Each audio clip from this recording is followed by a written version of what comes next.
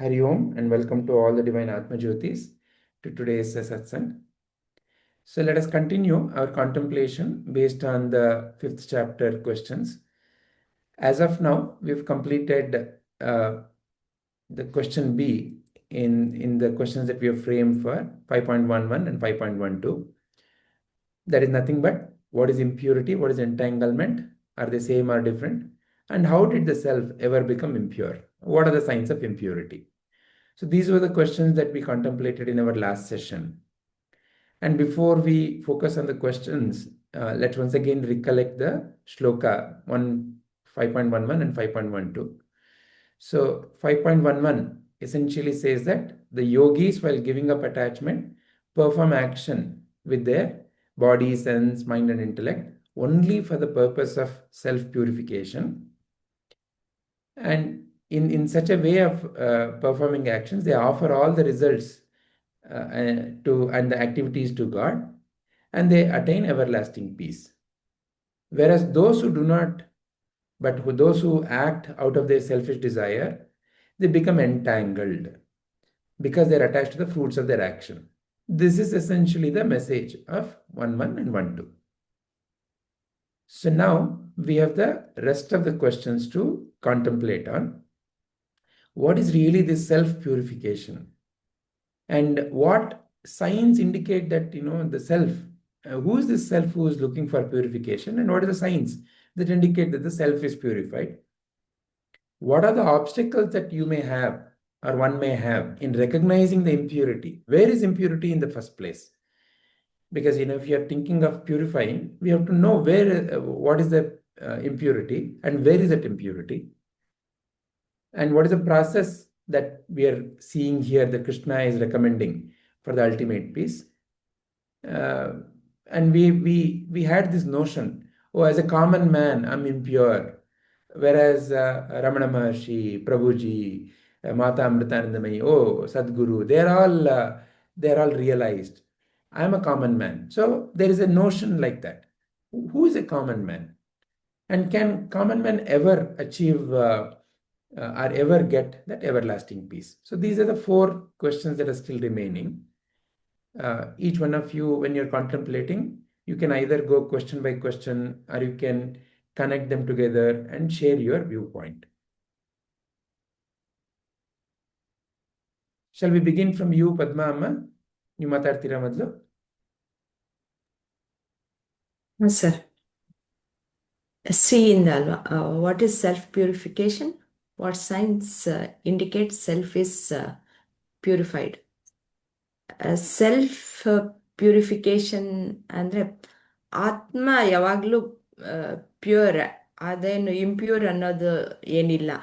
ಆದರೆ self purification ಅಂತಂದರೆ ಆತ್ಮನನ್ನು ನಾವು ದೇಹ, ಮನಸ್ಸು, ಬುದ್ಧಿಗಳು ಆರೋಪ ಮಾಡಿದಾಗ ಅದು ಆತ್ಮನೇ ಇಂಪ್ಯೂರ್ ಅನ್ನೋ ರೀತಿಯಲ್ಲಿ ನಾವು ಅರ್ಥ ಮಾಡ್ಕೊಳ್ತೀವಿ. ಆತ್ಮ ಯಾವಾಗಲೂ ಪ್ಯೂರೇ.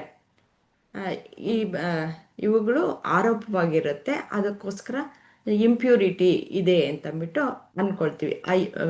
ಇಂಪ್ಯೂರಿಟಿ ಎಲ್ಲನೂ ಇರುವಂಥದ್ದು ದೇಹ, ಮನಸ್ಸು, ಬುದ್ಧಿಗಳಿಂದ ಮಾಡುವ ಕರ್ಮಗಳಿಂದ ಆ ಇಂಪ್ಯೂರಿಟಿ ಅನ್ನೋದು ಬರುವಂತಹದ್ದು. ಅದು ನಮಗೆ ದುಃಖಕ್ಕೆ ಅಥವಾ ಸುಖಕ್ಕೆ ಕಾರಣವಾಗುತ್ತೆ. ಸುಖ ಅಲ್ಪ ಸ್ವಲ್ಪ ಕಂಡು ಬಂದರೂ ಸಹ ಅದು ಕೊನೆಯಲ್ಲಿ ದುಃಖಕ್ಕೆ ಪರ್ಯವಸಾನ ಆಗುವಂತಹದ್ದು. ಆದ್ರಿಂದ ಮನುಷ್ಯ ಯಾವಾಗ್ಲೂ ದುಃಖದಲ್ಲಿದ್ದು ನಾನು ಬಂಧನದಲ್ಲಿದ್ದೀನಿ ಅನ್ನುವ ಒಂದು ಭಾವನೆಯಲ್ಲಿ ಇರ್ತಾನೆ. ಅವನಿಗೆ ಬಂಧನ ಇಲ್ಲ, ಆದರೆ ನಾನು ಈ ದೇಹ, ಮನಸ್ಸು, ಬುದ್ಧಿ ಅಂತ ಅನ್ಕೊಂಡಿದ್ದಕ್ಕೆ ಅವನು ಬಂಧನದಲ್ಲಿ ಇದ್ದೀನಿ ಅನ್ನುವ ಭಾವನೆಯಲ್ಲಿ ಇರ್ತಾನೆ. ನಾನು ಯಾವಾಗ ಆತ್ಮ ಅನ್ನೋದನ್ನು ಅವನು ಪೂರ್ತಿಯಾಗಿ ತಿಳ್ಕೊಂಡಾಗ ಇದೆಲ್ಲವೂ ಪ್ರಕೃತಿಗೆ ಸಂಬಂಧಪಟ್ಟಿದ್ದು, ಈ ದೇಹ, ಮನಸ್ಸು ಎಲ್ಲವೂ ಸಹ ಪ್ರಕೃತಿಗೆ ಸಂಬಂಧಪಟ್ಟಿದ್ದು, ಅಲ್ಲಿ ನಡೀತಾ ಇದೆ, ನಾನು ಅದರ ಸಾಕ್ಷಿಯಾಗಿ ನಾನು ಇರಬೇಕಾಗಿರುವಂತಹದ್ದು ಅನ್ನೋದನ್ನು ತಿಳ್ಕೊಳ್ತಾನೆ. ಆಗ ಅದು ನನಗಲ್ಲ ಇರೋದು ಈ ಬಂಧನ ಅನ್ನೋದ್ರಲ್ಲಿ ಅವನು ನಿಂತ್ಕೊಳ್ತಾನೆ. ಇಲ್ಲಿ what science indicate self is purified ಅಂದರೆ ಯಾವಾಗ ಇಂಪ್ಯೂರಿಟೀಸ್ ಇರುತ್ತೋ ಆವಾಗ ಮನಸ್ಸು ಗೊಂದಲದಲ್ಲಿ ಸಿಕ್ಕಾಕೊಂಡ್ಬಿಡುತ್ತೆ. ಆ ಗೊಂದಲ ಯಾವಾಗ ಹೋಗುತ್ತೆ, ಅದು ಶಾಂತತೆ ಅನ್ನುವುದು ನಮ್ಮಲ್ಲಿ ಕಂಡು ಬಂದಾಗ, ಈ ಒಂದು ಜ್ಞಾನ ಅನ್ನೋದು ಬಂದಾಗ, ಹೌದು ನನ್ನ ದೇಹ ಅನ್ನೋದು, ನಾನು ಚಿಕ್ಕದಾಗಿದ್ದೆ, ಆಮೇಲೆ ಯೌವನಕ್ಕೆ ಬಂದೆ, ಆಮೇಲೆ ಮುಪ್ಪಿಗೆ ಬಂದಿದ್ದೀನಿ, ಅದಕ್ಕೆ ದೇಹದಲ್ಲಿ ಉಂಟಾಗುವಂತಹ ಯಾವ ರೋಗ ರುಜಿನಗಳು ಎಲ್ಲವೂ ಬರುವಂತಹದ್ದು ಅದು ಸಹಜವೇ. ಆದ್ದರಿಂದ ಅದನ್ನು ನಾನು ಒಪ್ಕೊಳ್ಬೇಕು, ಅದಕ್ಕೆ ಏನು ಬೇಕೋ ಅದಕ್ಕೆ ತಕ್ಕನಾದಂಥದ್ದು ಮಾಡಬೇಕು ಅನ್ನುವ ಒಂದು ಜ್ಞಾನ ಬರುತ್ತೆ. ಇದು ಸಹಜ ಅಂತ ಯಾವಾಗ ತಿಳ್ಕೊಳ್ತೀವೋ ಆವಾಗ ಸಮಾಧಾನ ಆಗುತ್ತೆ. ಹಾಗೆ ಮನಸ್ಸಿಗೂ ಆಗುವ ಗೊಂದಲಗಳು ಸಹ, ಬುದ್ಧಿಯಿಂದ ಆಗುವಂತಹ ಒಂದು ಯೋಚನೆಗಳು ಸಹ ಅದು ಬಂಧನಕ್ಕೆ ಕಾರಣ ಆಗಲ್ಲ. ಯಾವಾಗ ಈ ಆತ್ಮಜ್ಞಾನ ಅನ್ನೋದು ತಿಳ್ಕೊಳ್ತೀವೋ ಆಗ ಮಾತ್ರ ಒಂದು ಶಾಂತತೆ ಅನ್ನೋದು ಮನಸ್ಸಿನಲ್ಲಿ ಬರುವಂತಹದ್ದು. ಸಮಾಧಾನ, ಶಾಂತಿನೇ ಮನಸ್ಸಿನಲ್ಲಿ ಪ್ಯೂರಿಫೈಡ್ ಮೈಂಡ್ ಅಂತ ಬಿಟ್ಟು ನಾವು ಹೇಳಕ್ಕೆ ಸಾಧ್ಯ. ನೆಕ್ಸ್ಟ್ ತಗೊಳ್ಳೋದಾ ಸರ್? ನಿಮಗೆ ನೆಕ್ಸ್ಟ್ನ ಹೇಳಬೇಕು ಅನ್ಸಿದ್ರೆ ಎಲ್ಲಾನು ಕನ್ಕ್ಲೂಡ್ ಮಾಡಿ ಅಮ್ಮ. What are the obstacles to recognize impurity? ಅದು ಅಬ್ಸ್ಟಕಲ್ಸ್ ಅಂತಂದರೆ ಇವಾಗ ಸೋಂಬೇರಿತನ ಆಗಿರಬಹುದು, ಅಥವಾ ಆ ಕಡೆಗೆ ಮನಸ್ಸು ಹೋಗ್ದೇನೆ ಇರುತ್ತೆ, ಅಷ್ಟು ಅಜ್ಞಾನ ಅನ್ನೋದು ತುಂಬಿಕೊಂಡಿರುತ್ತೆ. ನನಗೆ ಕಾಮ್ಯ ಕರ್ಮದಲ್ಲಿ ತೊಡಗಿಸ್ಕೊಂಡಾಗ ನಿಷ್ಕಾಮ ಕರ್ಮ ಅನ್ನೋದು ಗೊತ್ತಾಗಲ್ಲ. ನಿಷ್ಕಾಮ ಕರ್ಮಕ್ಕೆ ಬರಬೇಕಾದ್ರೆ ಕೆಲವೊಂದಷ್ಟು ಸಂಸ್ಕಾರಗಳು ಬೇಕಾಗತ್ತೆ. ಪೂರ್ತಿಯಾಗಿ ನಾನು ಕರ್ತ, ನಾನು ಭೋಕ್ತ ಅಂತ ಅಂದಾಗ ಅವನಿಗೆ ಎಲ್ಲ ರೀತಿಯ ಒಂದು ರಾಗ ದ್ವೇಷ ಸುಖ ದುಃಖಗಳಲ್ಲೇ ಇರಬೇಕಾಗಿ ಬಂದ್ಬಿಡುತ್ತೆ. ಅವನಿಗೆ ಅದೇ ತೊಡಕಾಗಿ ಪರಿಣಮಿಸುತ್ತೆ. ಮತ್ತು ಈ ತಮಸ್ಸಿಂದನೇ ಆ ಒಂದು ಯಾವುದು ಮುಂದೆ ಹೋಗೋದಕ್ಕೆ ಆಗಲ್ಲ ಅವನಿಗೆ. ಅದನ್ನು ನಾನು ಎಲ್ಲಿದ್ದೀನಿ ಅನ್ನೋದನ್ನು ತಿಳ್ಕೊಳ್ಳೋದಕ್ಕೂ ಆಗದೆ ಇರುವಂತಹ ಪರಿಸ್ಥಿತಿ ಒದಗೋದು. ಆ ತಮಸ್ಸಿಂದ ಮೇಲಕ್ಕೆ ಬಂದಾಗ ರಜಸ್ಸಿಂದ ಸಾತ್ವಿಕ ಒಂದು ಗುಣಕ್ಕೆ ಬಂದು ನಿಂತಾಗ, ಹೌದು ಇದಕ್ಕಿಂತ ಮೇಲಿನದ್ದು ಬೇರೆ ಇದೆ, ಅದನ್ನು ತಿಳ್ಕೊಳ್ಬೇಕು ಅಂತ ಯಾವಾಗ ಅವನಿಗೆ ಅರಿವಾಗುತ್ತೋ ಆಗ ಅವನು ಆತ್ಮಜ್ಞಾನದ ಕಡೆಗೆ ಬರ್ತಾನೆ.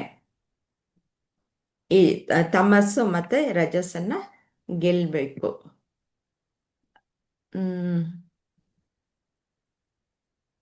What is the process for ultimate peace? ಇದಕ್ಕೆ ಫಸ್ಟ್ ಇವಾಗ ಹೇಳಿದ ಹಾಗೆ ಕಾಮ್ಯಕರ್ಮಿ ಆಗಿದ್ದವನು, ಅವನಿಗೆ ಏನು ಗೊತ್ತಾಗಲ್ಲ.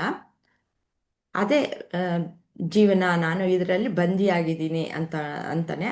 ಒಂದು ದಿನ ಅವನಿಗೆ ಇದು ಸರಿ ಇಲ್ಲ ಅಂತ ಅನ್ನಿಸ್ದಾಗ ಅವನು ಕಾಮ್ಯ ಕರ್ಮ ಬಿಟ್ಟು ಅವನು ಕರ್ಮಯೋಗಕ್ಕೆ ತಿರುಗ್ತಾನೆ. ಕರ್ಮಯೋಗಕ್ಕೆ ಬಂದಾಗ ಅವನಿಗೆ ಅರಿವಾಗುತ್ತೆ, ಇದು ನನ್ನಿಂದ ಅಲ್ಲ ನಡೀತಾ ಇರೋದು, ನಾನು ಕರ್ತೃನೂ ಅಲ್ಲ ಭೋಕ್ತನೂ ಅಲ್ಲ. ನಾನು ಯಾವಾಗ ಭೋಕ್ತೃತ್ವವನ್ನು ಬಿಟ್ಟನೋ ಆಗ ಪೂರ್ತಿಯಾಗಿ ಕರ್ತೃತ್ವನೂ ಇಲ್ಲ. ಹಾಗಾಗಿ ಇದೆಲ್ಲ ನಡೀತಾ ಇರೋದು ಬೇರೆ ನನಗಿಂತ ಹೊರತಾದಂಥ ಅದು ಬೇರೆ ಏನೋ ಇದೆ ಅಂತ ಅಂದ್ಕೊಳ್ತಾನೆ. ಆದರೆ ಗೊತ್ತಿರಲ್ಲ. ಆಗ ಗುರುಮುಖೇನ ಅವನು ತಿಳ್ಕೊಳ್ತಾನೆ. ಜ್ಞಾನದಲ್ಲಿ ಶ್ರವಣ ಮನನ ನಿಧಿಧ್ಯಾಸವನ್ನು ಮಾಡಿದಾಗ ಅವನು ಪೂರ್ತಿಯಾಗಿ ಶಾಂತತೆಯಲ್ಲಿ ಅವನು ಮುಕ್ತನಾಗಿ ಇರ್ತಾನೆ. ಆ ರೀತಿಯಲ್ಲಿ ಶಾಂತ ರೀತಿಯಲ್ಲಿ ಅವನು ಜೀವನವನ್ನು ನಡೆಸಬಲ್ಲ ಅನ್ನೋದು ನನಗೆ ಗೊತ್ತಾಗ್ತಾ ಇದೆ. ಹೂ ಇಸ್ ಕಾಮನ್ ಮ್ಯಾನ್ ಅಂದರೆ ಅವನಿಗೆ ಅಜ್ಞಾನದಲ್ಲಿರುವಂತಹವನೇ ಕಾಮನ್ ಮ್ಯಾನ್ ಅಂತ ತಿಳ್ಕೊಳ್ಬೇಕು. ಅವನಿಗೆ ತಾನು ಯಾರು ಅನ್ನೋದು ಗೊತ್ತಿಲ್ಲದೆ ಇರೋಂತಹವನು. ಹಾಗಾಗಿ ಅವನು ಈ ಪ್ರಪಂಚದಲ್ಲಿ ವಿಷಯ ವಸ್ತುಗಳ ಜೊತೆಯೇ ಅವನು ತನ್ನ ಒಡನಾಟವನ್ನು ಇಟ್ಕೊಂಡಿರ್ತಾನೆ. ಅವುಗಳಿಂದ ಸಂತೋಷವನ್ನು ಪಡೋದಕ್ಕೆ ಅವನು ಪ್ರಯತ್ನವನ್ನು ಪಡ್ತಾ ಇರ್ತಾನೆ. Can he or she attain everlasting peace? ಖಂಡಿತವಾಗಿಯೂ ಅವನು ಈ ಒಂದು ಯಾವ ಶಾಂತತೆ, ಈ ಮೋಕ್ಷ ಅನ್ನೋದು ಪರಮ ಶಾಂತಿಯನ್ನು ಪಡೆಯೋದಕ್ಕೆ ಸಾಧ್ಯ ಇದೆ. ಆದರೆ ಈ ಒಂದು ಎಲ್ಲ ಹಂತಗಳನ್ನು ದಾಟಿ ಬರಬೇಕಾಗತ್ತೆ. ಇಷ್ಟು ನನಗೆ ತಿಳಿದಿರುವಂಥದ್ದು ಸರ್. Very good. ಯಾರಾದರೂ ಏನಾದರೂ ಪ್ರಶ್ನೆ ಕೇಳಲಿಕ್ಕಿದೆಯಾ ಪದ್ಮ ಅಮ್ಮ ಹೇಳಿದ್ದು ವಿಚಾರಕ್ಕೆ? ನನಗೆ ಒಂದು ಪ್ರಶ್ನೆ ಇದೆ. ಹೇಳಿ. ನಾವು ಗಿವ್ ಅಪ್ ಅಂತ ಒಂದು ಕಡೆ ಹೇಳ್ತಾ ಇದ್ದೀವಿ, ಅಂದ್ರೆ you have to give up your attachment ಅಂತ ಒಂದು ಕಡೆ ಹೇಳ್ತೀವಿ. ಆಮೇಲೆ ಇನ್ನೊಂದು ಕಡೆ we say that we have to work towards it to achieve self purification ಅಂತೀವಿ. ಅಂದ್ರೆ are we not cheating ourselves by doing this? Very good question. Okay, Padmamma ತಮ್ಮ ಅನಿಸಿಕೆ ಮೊದಲು ಹೇಳಲಿಕ್ಕೆ ಇಷ್ಟಪಡ್ತೀರಾ?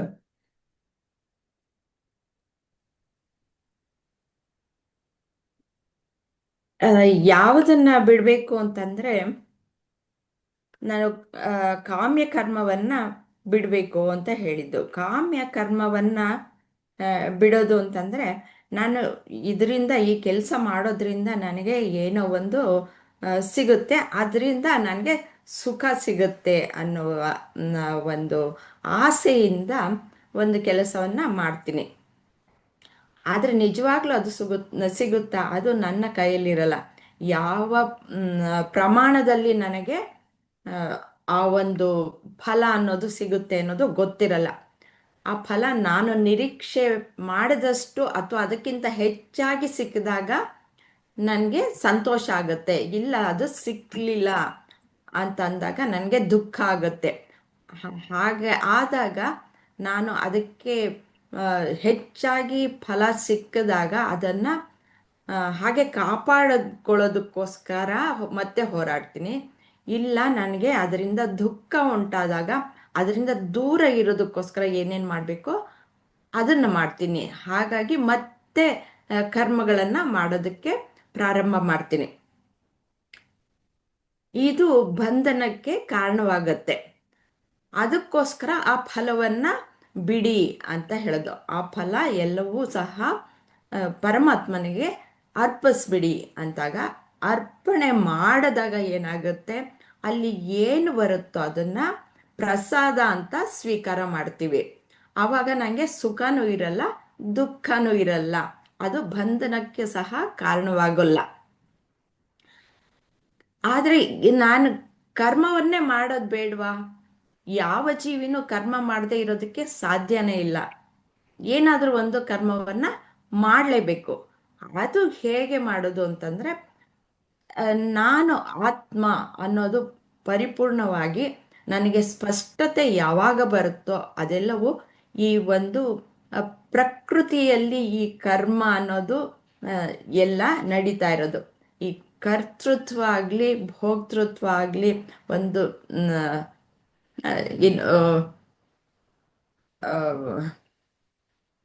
ಕರ್ಮ ಆಗಲಿ ಯಾವುದು ಸಹ ಆತ್ಮನಿಗೆ ಇಲ್ಲ.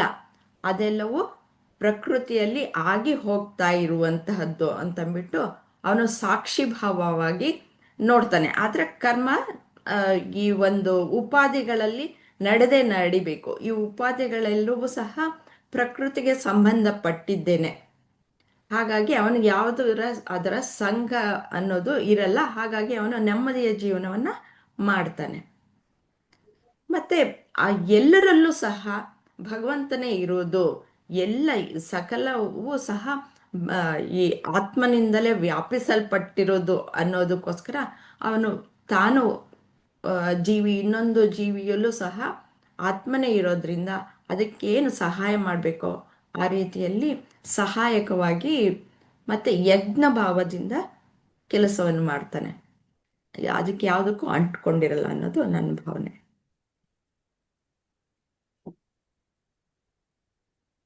Does anyone else like to add to this question by Shilpaji? Any other perspective, any other way of sharing your view? Rajitaji athwa Padmaji?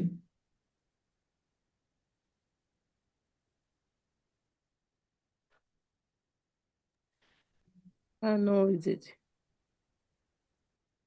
Okay. Padmaji, you want to say something? No, I said no, sir. I don't have anything. Okay. Is there any other way you would like to share your view for this question by Shilpaji, Smitaji?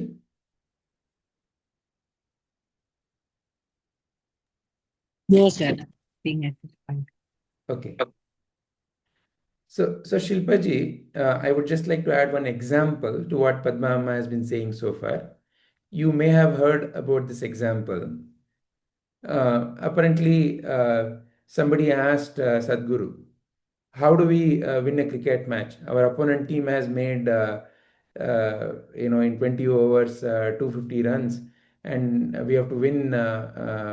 And it has rained, and they have removed 2 overs in only 18 overs, and they have only reduced 5 runs. Now the run rate is so high. How do we win this game? It is such a huge, humongous task.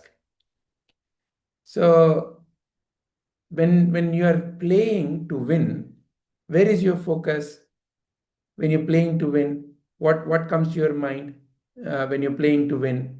Where your mind is going to be on the end result, that whatever 250 plus runs.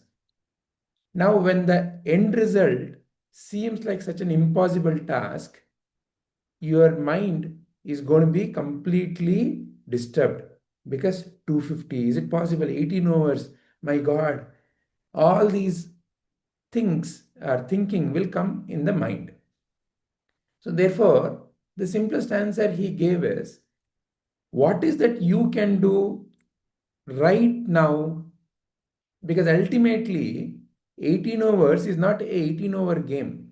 It is every ball played well.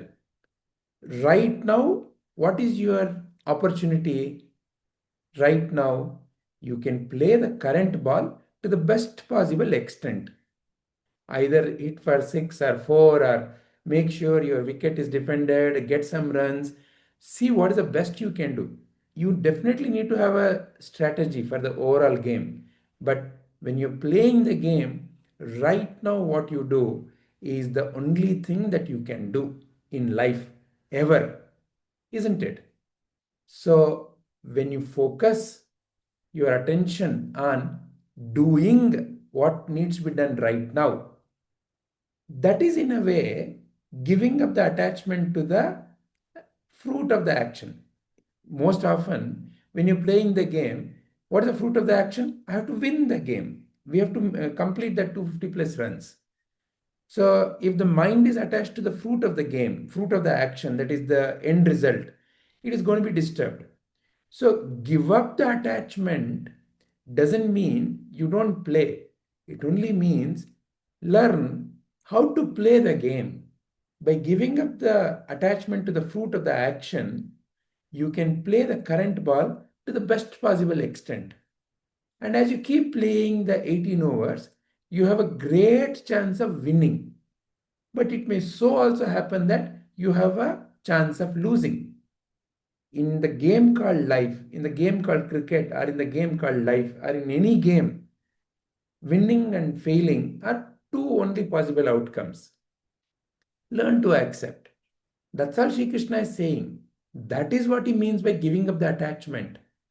Doesn't mean that you give up the playing. Like how Padma Amma said, nobody can give up the playing. What we need to give up is wrong way of playing. Play the current ball. Is this all bringing clarity to the question, Shilpaji? Yeah, it is bringing, but somewhere I'm trying to relate it. Let's say my daughter, for example. I'm a very I greatly respect our Bharat, our culture aspects. But when I try to give this gyan or suggest these things to my daughter, sorry for bringing this, but this is my real life example I want to openly share. Yes. She always tends to disbelieve. She always tends to put down the words, and she tries to always go in her way. So I somehow feel okay. uh, I can't give up. Uh, I can't give up on the result sometimes. That okay, she should try to understand this. It should not be late. Like I can't give. I can't just leave that saying that okay, let her learn this in her own sweet time. By the time she'll be old, I also can't accept that. So though on one side you are saying that don't get attached to the result, but somewhere I feel I'm getting attached to those strings, which is making me feel more painful to um, tell her to follow this path. If at all I detach that, probably some point of time she might become, but I'm not able to digest that. I'm not able to accept it. Probably it will come over time, but just thought of sharing That's a my point of very view. good day-to-day experiential example. Let's just dig a little deeper there. First thing is, as a parent or as a you also, because you work in a professional environment, and you may be in a senior position as a leader of a team, the only thing that you can do to influence your team or your family or anybody around you is what you are truly. Your actions and your speech and your way of functioning is the only thing that you truly ever have a complete understanding of and how to be. Yeah, like we say in the phrase, no, you can take a horse to the water, but can you truly make the horse drink the water? No. Why? Because the horse will drink when it is thirsty. So, using that as an example, what it means is, especially as parents, we all want the best to happen to our children. All of us. Which parent is here who doesn't want the best to happen to their child? However, what is the way the child has to come to that realization? Much like you or me, every one of us have to come to the realization of something based on my own experience, your own experience. So, as an example, you cannot make somebody do something just because you think it is right or I think it is right. They have to come to that practice or that way of functioning by themselves. So, what is that you and I can do? You and I can create ambience. You and I can create opportunities. That is what is meant by playing the current ball. Playing the current ball means, yes, I understand, I feel, I realize that the way to function in life will be a lot more smoother, frictionless, wonderful, divine when I adopt the Bharatiya culture. Meaning what?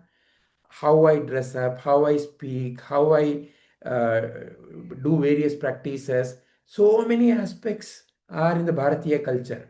One another very important aspect in the Bharatiya culture is also that I respect you irrespective of your views. It's the most open culture that you can ever have. You believe in God, I accept you. You don't believe in God, I accept you. You do puja, I accept you. You don't do puja, I accept you. You chant Bhagavad Gita, I accept you. You don't chant Bhagavad Gita, I accept you. But that doesn't mean that the great rishis and the munis have left everything to chance.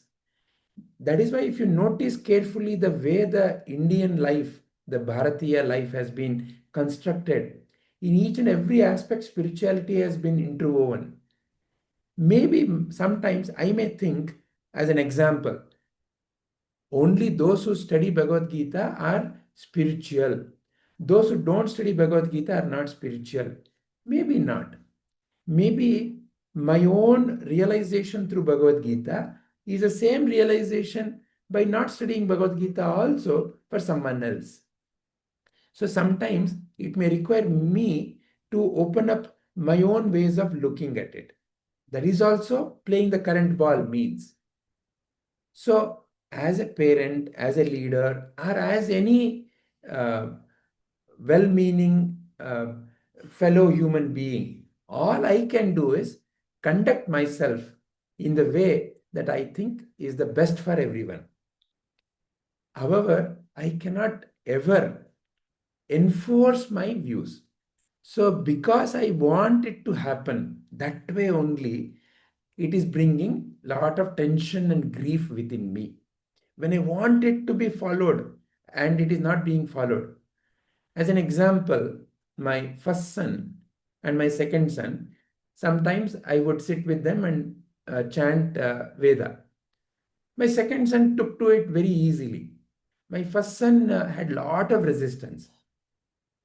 And that used to make me feel, why is it like this?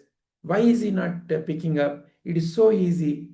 But I realized that his way of functioning in the world, though he is not, very conversant with chanting, but ultimately, when I ask some of the questions and the way they treat others, I am satisfied that the intent of that, the way of functioning in the world, is realized maybe through some other means. So therefore, you don't have to get to the top of the mountain through only one way of the mountain. There are many ways to the mountain top. So with all these understanding, I can accept the fact that okay, this is what the current thinking of my child is. Why? Because the child experience of life is making the child think the way the child is thinking.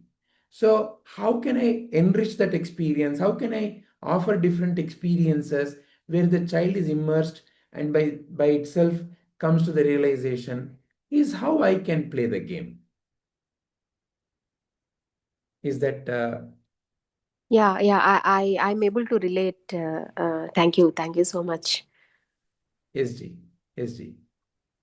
So in teams also, I'm sure now that you are at such an experience, you would know many in your team may not be functioning at the level that you expect them to, and there may be various reasons for that.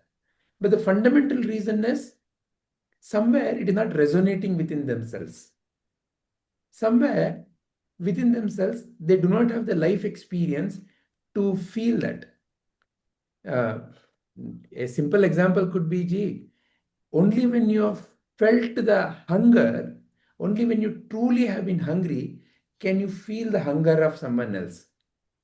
Otherwise, for someone who has always been fed well, who has never understood hunger, never felt it experientially, hunger may be a matter of intellectual understanding. Another very simple contrasting example I can give is motherhood is not a matter of explanation for you, is not an intellectual curiosity for you.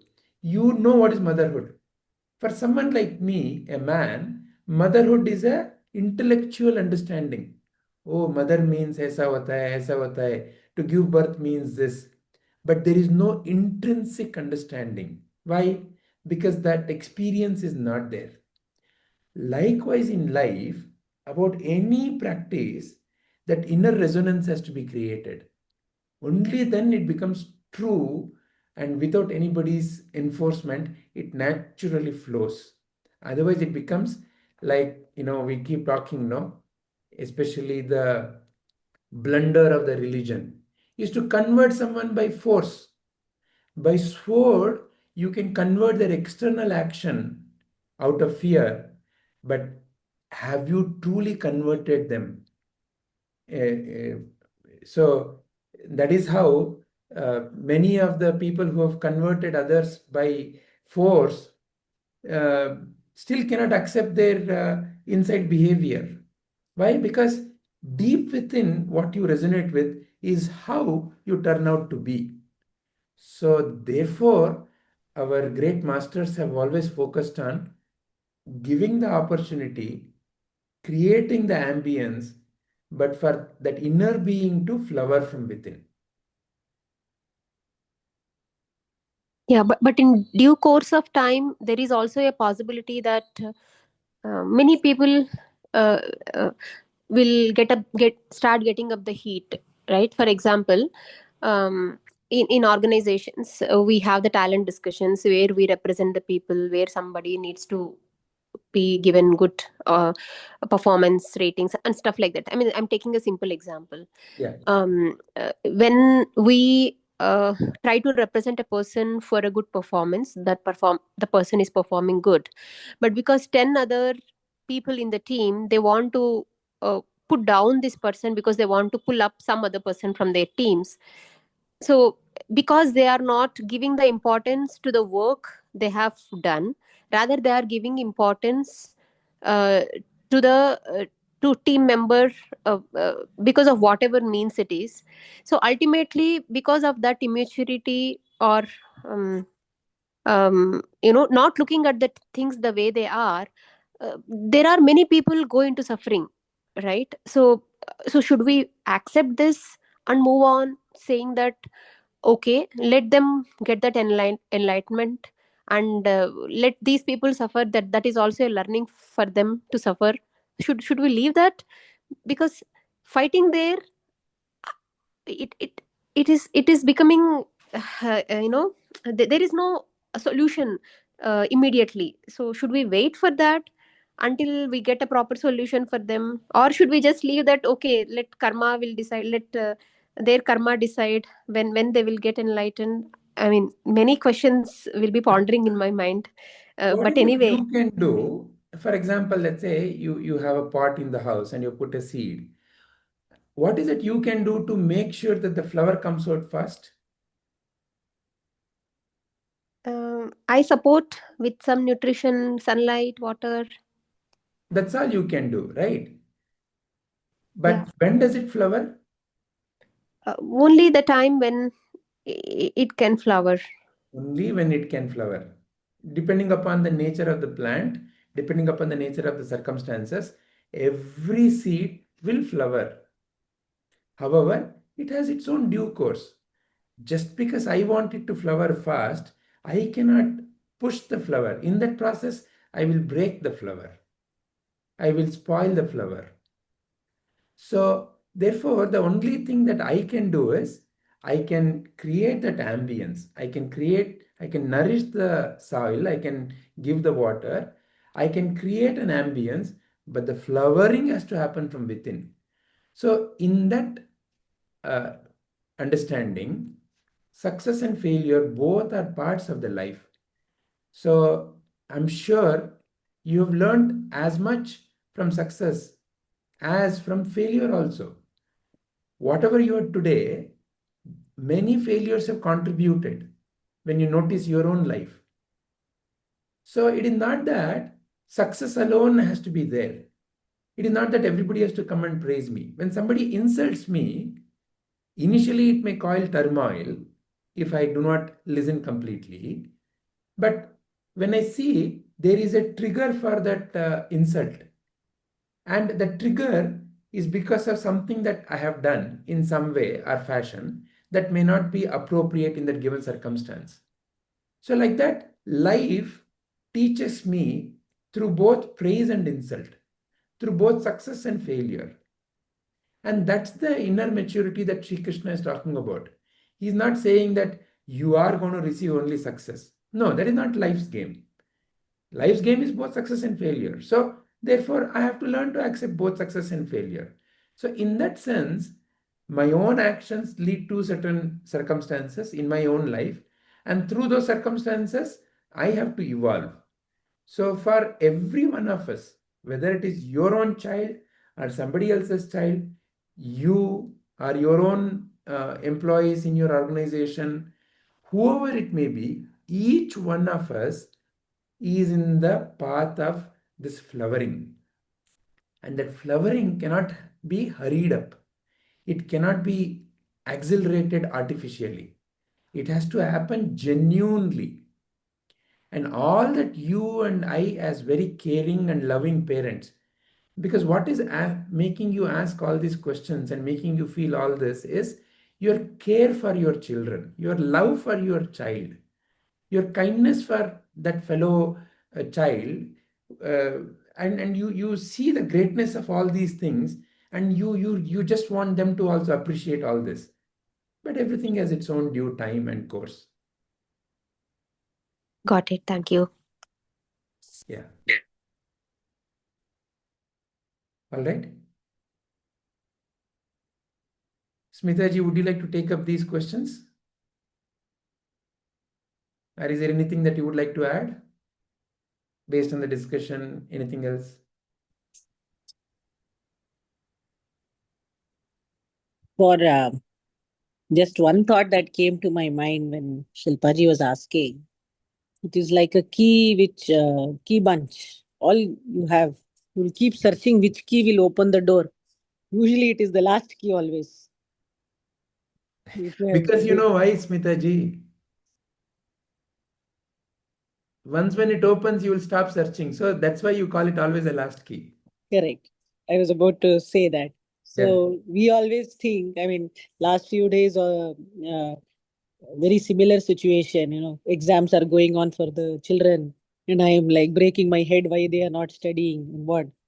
But then after a while, I always think, it will occur to them. Everybody comes and tells me, every experienced parent will say, you know, ಏಳನೇ ಕ್ಲಾಸಲ್ಲಿ serious ಆಗ್ತಾರೆ, 6ನೇ ಕ್ಲಾಸಲ್ಲಿ serious ಆಗ್ತಾರೆ. I am waiting for that class.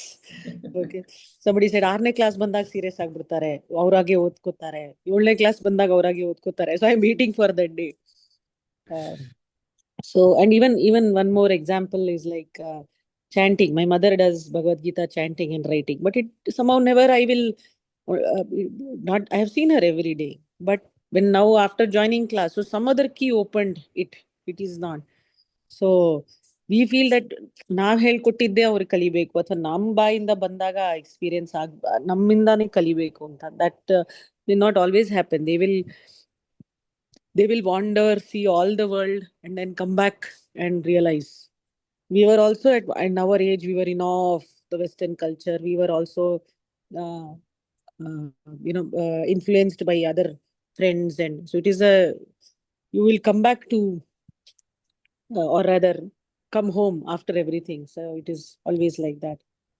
So it is not necessary that we will open that key always. We should be patient. Very nice, Mitaji. So, like we keep saying, no, to know the value of the day, unless you have seen the night, there is no way you can ever appreciate the day. So, learning always happens in contrast. So, you, like wonderfully said by Smitaji, you come back home, meaning what? See, there is something that is very valuable here, but how do you know it is valuable if you've not seen something else? The only way human mind works is in comparison, in contrast. It learns only through contrast.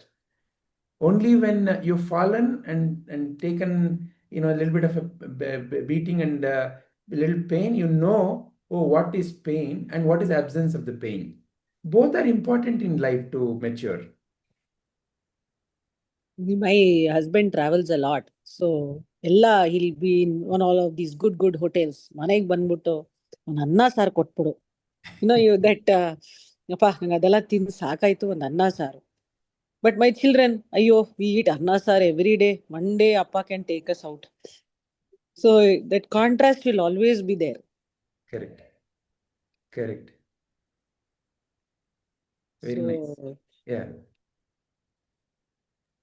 That is what adds spice, no? So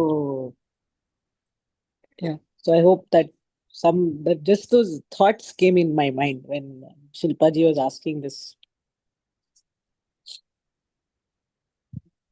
Very nice. Is there anything else that you would like to add on, Smitaji? As far as these 4 questions are concerned, is there anything else that you would like to provide as your viewpoint? Not really. I mean, we have been discussing this very much on what is an impurity, what is the impurity, what is the entanglement, how does one become impure. The recognition that there is something amiss is the first recognition that there is some impurity, or there is something that is not in the right place. It is like a uh, game we play in this tab and all hidden objects. The minute you see, you have to find that. So that it is all, something is wrong here. Needs to be cleaned up. So that identification. So when something is out of place, you'll find out there is something missing. That is the first step to indicate, that there is, you need to be or realization that something needs to change. Till such time you will not distinguish. Like, it is like when you see muddy water, you will very clearly it is there. But when you see tap water, you cannot see the impurity. Only we pass it through that nano filter and all those kind of fancy filters. Then we see, okay, it is pure. We trust that it has become pure. It is not, we are not seeing the germ. At least when I clean muddy water, I can see the mud is separate, water is separate. But when you take tap water and this water into the naked eye, you can't make out the difference. It is only when you apply that, you are believing that nano filter is what is that RO filter is actually cleaning. How do you know what is happening inside? Actually, no idea. It could be just passing it through paper. So it is more of that sense of identification that yes, there is a thing, there is something that you will have that nudge to identify and feel that yes, I'm on the right path to purification. That's when you can overcome that. That's how I see it. Very nice. Very nice. Anyone else? Padmaji, Rajitaji, would you like to add anything? Yes, Vijayji. So, what is impurity? What is entanglement? For that question, impurity, in the sense, we are not able to, we don't have the light, we don't, the moment we think that it has become impure, it means that there is, we are comparing that with another thing which is very pure. So, the qualities of the pure and the qualities of the impure, we are listing it out, and what makes you more peaceful, love, joy, whether if you are pure, will it make you that, will it trigger those emotions in you, or if it is impure, what kind of emotions will trigger? So basically we are all energy beings. So all the emotions are nothing but energy in motion. So the moment we get the energy expands, that we call it as purity, because it brings peace to us, also the others. But according to Advaita, there is no other. The other person is nothing but you. But from the materialistic point, from the common man point of view, like whatever actions I perform, whatever thoughts I get, whatever feelings I experience, is it is it bringing the happiness, joy, or blissful? in other around you and in you is the measure. So that is how I compare the purity and impurity. So if those things are not happening, if I am not experiencing the love, unconditional love, peace, and happiness, joy, or bliss, then I think those thoughts or those feelings or those emotions are impure. So when the because of the impurity, I that entanglement happens. Because of that impurity, again the cycle continues. Karma, that the expectation that my children have to behave in this way, they have to study, they have to be studious, they have to listen to my words. These are my expectations. Because of that karma, krodha comes. If they don't do that, if they don't follow that, anger, then krodhat bhavati sammoha. Sammohat smriti vibhramaha, smritirbramshat buddhinasho, buddhinashat pranashyati or vinashyati.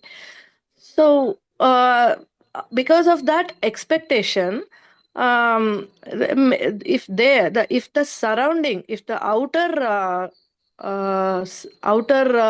what do you call, what are the things which are not in my control, if I expect to them to be in my according to my views, then if that doesn't happen, then I get anger. Anger arises in me.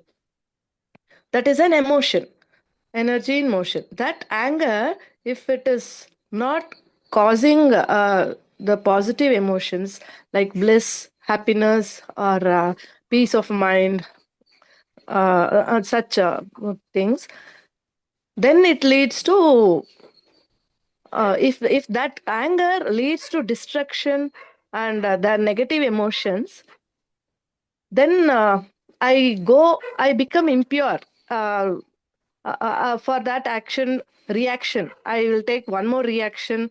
So those kind of reactions make me impure. So that entanglement, that is what is called as entanglement. And because of that entanglement, I become more impure. I go to the negative. And be, by God's grace, if we have done some past good karmas in the past, we will be dragged to the satsanga, or we will be blessed by us. We'll meet Sadguru, and Sadguru will help us to view the uh, uh, he'll give us the clarity so that we can differentiate between pure and impure impurities. So in this process, we we we come out of the entanglement.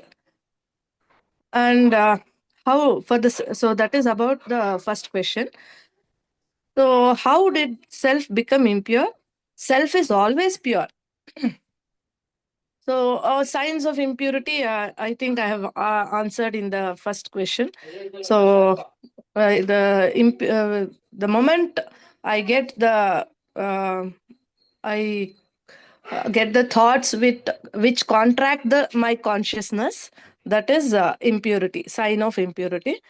So self is always pure. It is, but because of ajnana, I, me, and mine, because of that duality, that I am different from her, I am superior to her, I am the mother, he has to listen to me. If he is not doing good, if he doesn't become a good citizen, then everybody will blame his mother, that is me, I, me, and mine. Because of too much attachment to that lower self, I, me, and mine, it appears that the self is impure. But self is the real self is always pure. So the third question, that is, what is self-purification? What signs indicate self is purified? The self-purification is nothing but the removing the illusions, removing the identities. I'm not this mother, I'm not this wife, I am the real self. The moment to moment, I have to recognize that I am Satchit Ananda, Shiva Nanu Nane. I am not this body, I am not this mind, I am not this intellect. I am the ever shining self, that is Ishvara. So, moment to moment, if I come back to that, the real self, then I become detached to all these problems. Those identifications fade away, but I have to perform whatever is my prarabdha according to my previous life. Whatever actions I have to perform in a right actions, which will not lead me to the entanglement, which will not lead me to, again, which will not impure. The signs of impurity, as I have mentioned, it is kama, krodha, lobha, moha, mada, matsarya. Once it comes, we can tell that, oh, I am going away from the real self. So that is how the self becomes purified, by again going back to the uh, real self.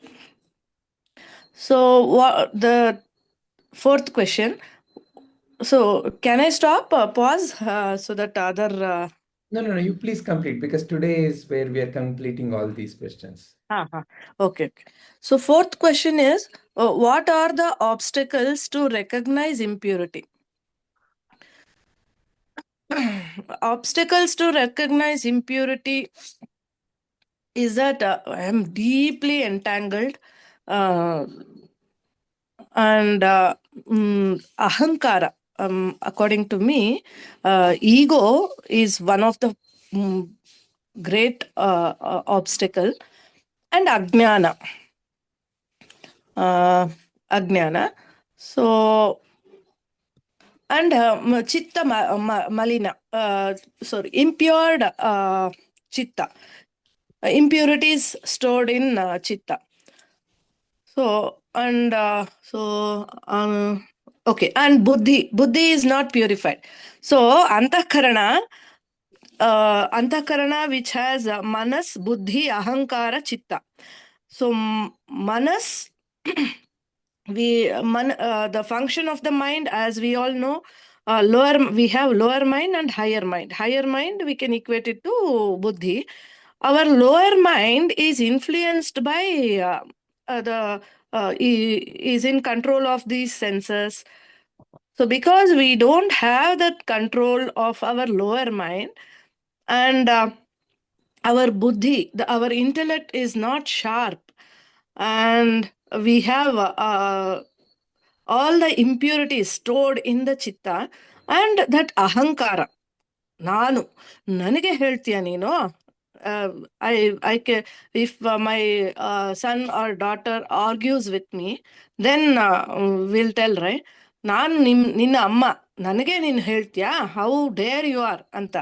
So that ನಾನು. So all these factors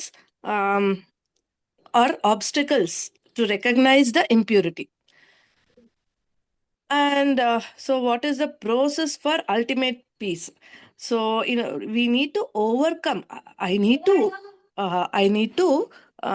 put my sincere effort, honest effort, to overcome these obstacles, mano, buddhi, ahankara, chitta, to overcome the obstacles caused by the impurities.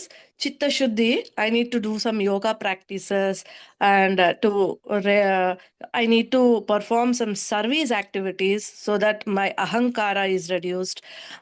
So in that way, dharma, bhakti yoga, karma yoga, jnana yoga, and dhyana yoga, through all these means, I can attain ultimate peace. Yoga. I can, the Jivatma becomes one with Paramatma, and I can experience that oneness. So that is the ultimate peace. So who is for going to the next question?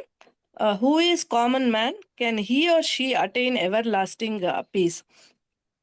Common man, according to me, is one who is entangled, who is impure, and who is not interested to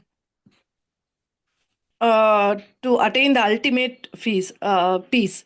He is a person who is suffering because of adhyatmika, adidaivika, and adhibhautika dukkha, is considered as a common man. Can he or she attain everlasting peace? Yes. He can attain everlasting peace by following the path shown by our Vedas, Shastras, and under the guidance of Guru, and being in satsanga and doing service actions, he can attain everlasting peace. So that is how I view this session. Very nice, Sarjita ji. Wonderfully summarized. Thank you. Thank you. Padmaji, is there anything that you would like to add?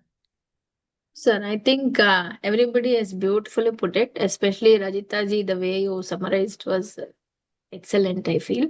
And I concur to all the points that you put forth.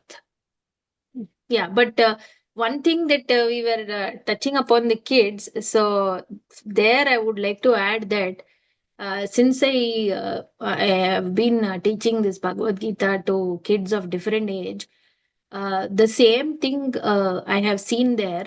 Like few of them, when they started, they were not very great at chanting, or they seemed to be disinterested. Like I would feel that maybe the parent has pushed forward, so the child is attending. But uh, gradually, after say some children may take different times, that is entirely up to them.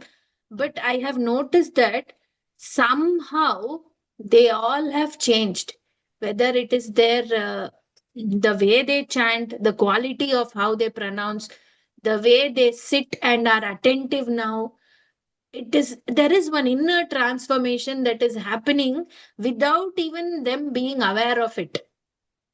So I think it is everyone is going to eventually come there. That kind of strengthens that point. Like when we read that this is the ultimate way in this janma or some other janma, you will come there.